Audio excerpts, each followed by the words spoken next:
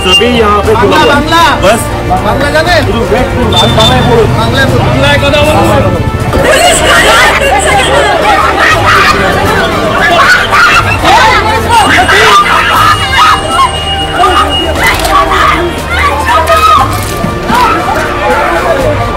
আরজিকর কাণ্ডের সাধারণ মানুষের প্রতিবাদের সময় পুলিশের গুন্ডাগিরির বিরুদ্ধে প্রতিবাদ বিজেপি। আসানসোল থেকে রানীগঞ্জ বিভিন্ন জায়গায় চলল রাস্তা অবরোধ, টায়ার জ্বালিয়ে বিক্ষোভ। এদিন আসানসোল নুনি মোড়ে রাস্তা অবরোধ করে বিক্ষোভ দেখায় গেরুয়া বাহিনী। পরে পুলিশ এসে অবরোধ তোলে।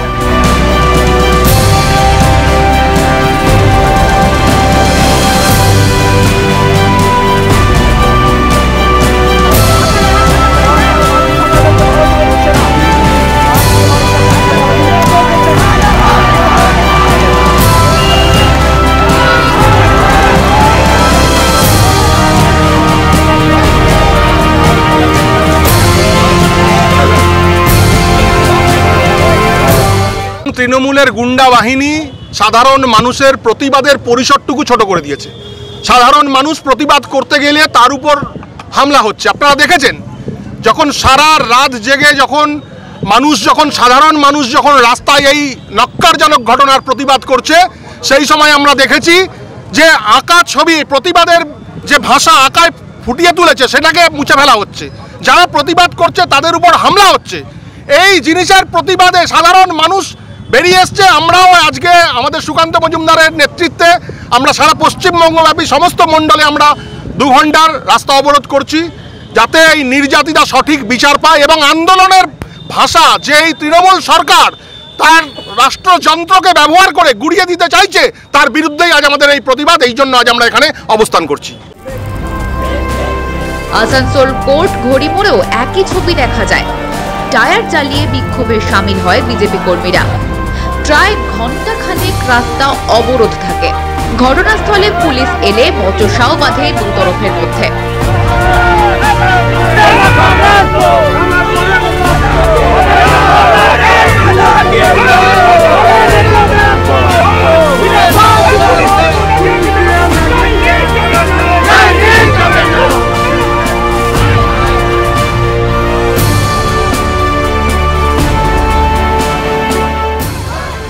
কৃষ্ণনগরেও দেখা যায় একই রকম প্রতিবাদের ছবি।